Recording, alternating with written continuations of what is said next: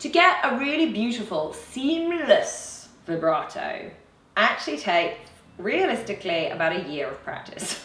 I'm not joking.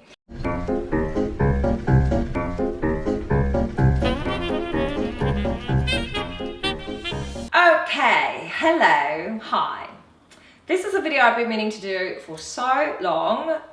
Basically, I did a video on vibrato a long time ago when I first started doing this YouTube stuff, and the video is terrible. So I've been meaning to redo this for a long time, and here it is in your face. We're going to talk about vibrato. Now, if you don't know what that is, I'm going to quickly demonstrate. Here's a little bit of Summertime, because it's a nice slow tune, and it's summertime here in London. Here's a little bit of Summertime with no vibrato.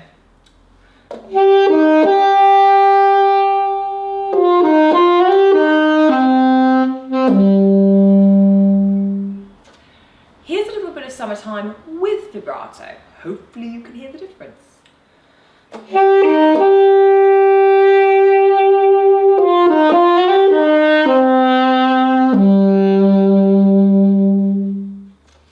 It's the colouring of the note, that wah, wah, wah, wah, wah, if you weren't sure what the difference was. The most obvious is like string players, you can really see them doing it. So if you're a cellist, you can see it moving, or violinist, you can see them getting that colour. We obviously can't do it with our hands, we do it with our mouth. It depends on your instrument. So reed instruments, we use the lip. Flautists, you'd use a little bit of belly. But yeah, we've got the advantage of using the lip, which is a little bit easier to do. It takes a little bit of coordination because you want your air stream to be really constant. So the air stays the same, even though your lip's going up and down. So the first step for vibrato is just to play a long note and experiment with moving this lip. It's a very small movement. It's almost like sucking your thumb. Like, It's that kind of feeling. Just a little bit of that bottom lip. So first thing to do, take a really easy note, like a B, that comes out nice and easily. Try and make it really long and move your lip around.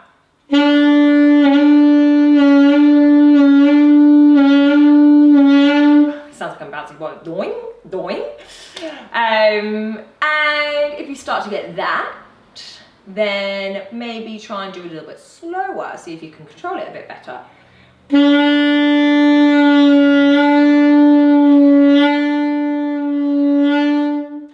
then see if you could do it a little bit quicker, maybe.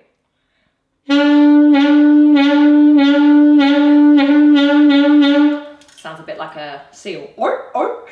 Okay, so that's the initial steps to understand the technique.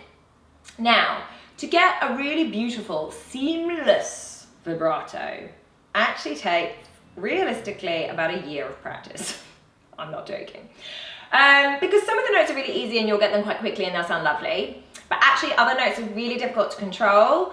It depends how hard your reed is as well. If you're on a very soft reed, it's very malleable, it's going to move a lot. So that actually, although that makes it easier to get the sound out, it makes it harder for techniques like vibrato because it moves so easily. So you may even want to try a slightly harder reed for this technique if you're giving it a go for the first time. So what I would recommend, basically when you use it in a tune, you won't go straight into this wah wah wah technique. Otherwise you sound a little bit like a synth, like it doesn't quite feel real, it's not very musical, it's not an elegant way to use it. You will play the note nice and straight first, then add this wibble, and then a little bit of straight on the end, something like this.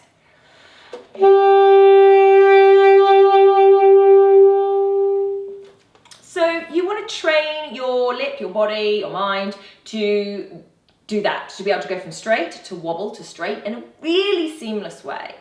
So we're going to do this in tiny increments and grow it over whatever, months, year. And some notes, as I said, are easier than others. So let's start with what I think of as quite an easy note. Let's do D across the break on the alto. If you're on a tenor, I recommend you do still do D across the break, even though it's not going to come out at the same pitch, just because it's got that kind of resistance, because it's a thick note, it's got lots of keys down, it will push back at you a little bit, which is what we need when we're first starting this. So we're going to try that note, and I'm going to put a click on really nice and slow. And what I want you to do is listen up to me first. You're going to hold the note for 2 beats, just completely straight, as wobble-free as possible. So we don't want any. So really try not to wobble. I would actually recommend, before you do this video, you may want to watch my anti-wobble video, which should be popping up above my head now. I would cross-reference that because you want to be really secure in a nice, strong, pure note first before you try and apply some color to it with vibrato. So we're going to do 2 beats really, really straight, then seamlessly go into this wobble for 2 beats. And the wobble is like a triplet. So if you don't know what triplets are, it's like almost like having 3 syllables to a beat. So if our beat is this, let's take a word that's got 3 syllables. Elephant, elephant, elephant, or strawberry, strawberry. Oh, I could go with strawberry right now. I think I might even have strawberries in the fridge. I know what I'm doing after this video. Okay, so 2 beats triplet, and then 2 beats back to the straight again. So that sounds like a lot to take in. Let me just do an example. I think that's going to be clearest. So here's my click. Sorry. All right, so I've got a nice click. This is 60 BPM, nice and steady. Here's my 2 beat straight. In fact, strangely, I'm going to do a G just so I can show you my hand movement at the same time. Here we go.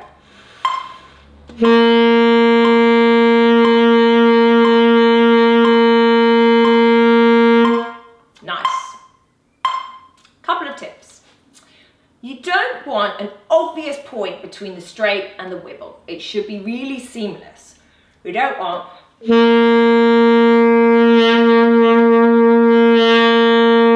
should be almost unnoticeable, undetectable, delectable.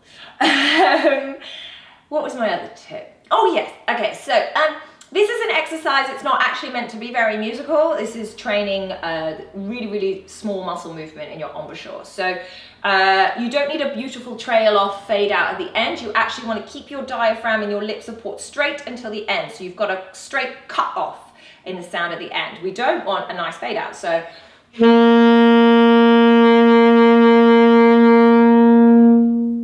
that's very musical and lovely. That's not actually what we're trying to do here. We're training some muscles. So we want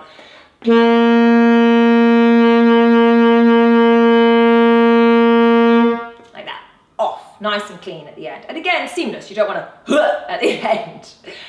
Okay, so fab. Let's do a couple of examples.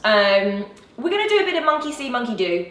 The reason being is it's kind of like picking up an accent. The more you hear someone else doing it, the more you're going to copy. So we'll do a series of notes, and you'll find that some notes are harder than others. With me playing, and then you having a go at home. And then we'll talk a little bit more about how to progress this. So let's just go straight in and have a go. So I've got my click on at 60. Hopefully you can hear that okay. And I'm going to start with the G just so I can do this shape once more, and then you're going to answer me at home. Here we go, here's mine.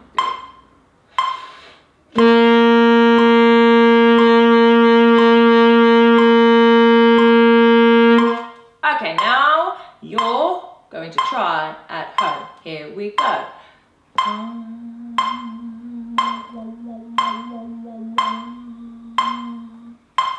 Fabulous. We're going to try another note. Just one extra tip that popped into my head just now. 2 extra tips, why not?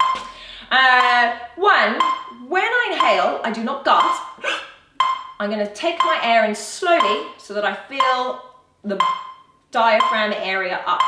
Almost like I'm a pyramid. Does that make sense? I don't want to take it up in my chest. If I take a gasp, it's going to be all up here. I want it to go down, right to the pit of my stomach so that I've got that control from the depths. So my air is taken in slowly, and my focus is on one point. It's almost like when you're balancing. If you're balancing on one foot, you tend to try and focus your eye line on one thing that isn't moving. It is a bit like balancing. You're trying not to move, let your mouth, your embouchure shake. So focus on something that's still and direct the sound out of the room. Imagine it's going somewhere. That'll help you. We're going to try a D across the break. Here we go.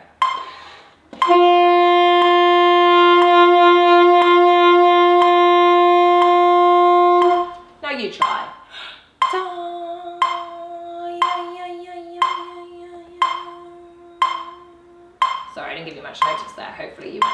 that in. Let's do some slightly trickier ones. Notes that are thinner, like B, C, C sharp, much harder to control. Let's try some of those ones. We'll try a B, we'll try a C sharp. Here we go.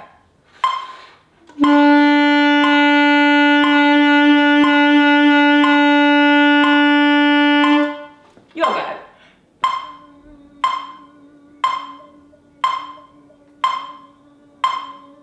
Okay, we're going to take it really tough. We're going to do the C sharp, but up the octave. Notes that are thin and up the octave, wow, they're a bit harder. I'm going to cheat a little bit. I'm going to put my right hand down. You might have seen this in previous videos. It helps with the tuning, helps with the tone, helps with the timbre, gives it a little bit more richness. So I'm going to put the right hand down for my C sharp and give it a go. Here we go.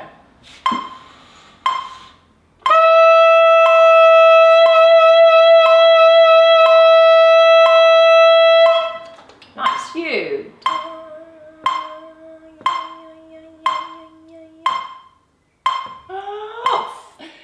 Nice. Now, low notes. Oh, they're tough too. Let's do one more, and then you can try this over a range of notes at home. We'll just do a low D, just to see how the control of that is as well. Here it comes. Here we go.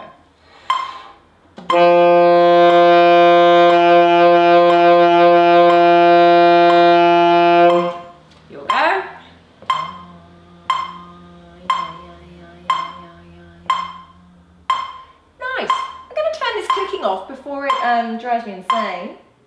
Perfect.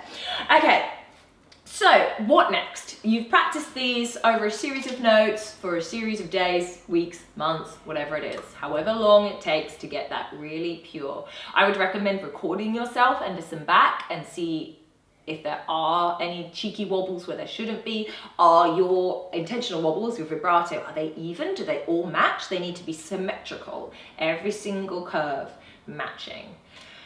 What next? So we've got the metronome, we're going to speed it up. Not ridiculously, you're adding like 5 BPM and then working on it for another week or so. You're never going to go above, let's say, 84, 85, whatever it is. Around there. That's the fastest you need to go with the triplets. Once you've got to that stage, if you're taking it quite advanced, I would recommend you then go back down in tempo, back down to kind of 60 again, and swap into semiquavers. So your semiquavers are your 4 syllables to fit in each beat. So let's say something like cappuccino. Let's do an example of that, just to finish off. And again, you're never going to build that up, but you're never going to take it more than your kind of 84.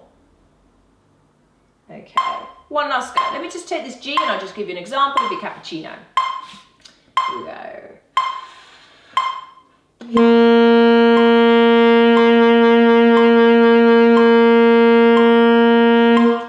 Nice.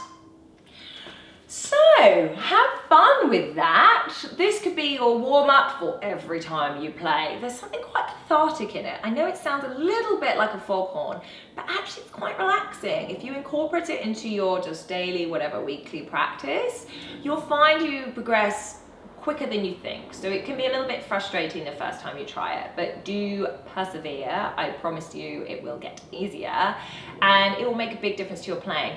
Once you've been doing it for maybe a couple of months, why don't you start trying to apply it into some pieces?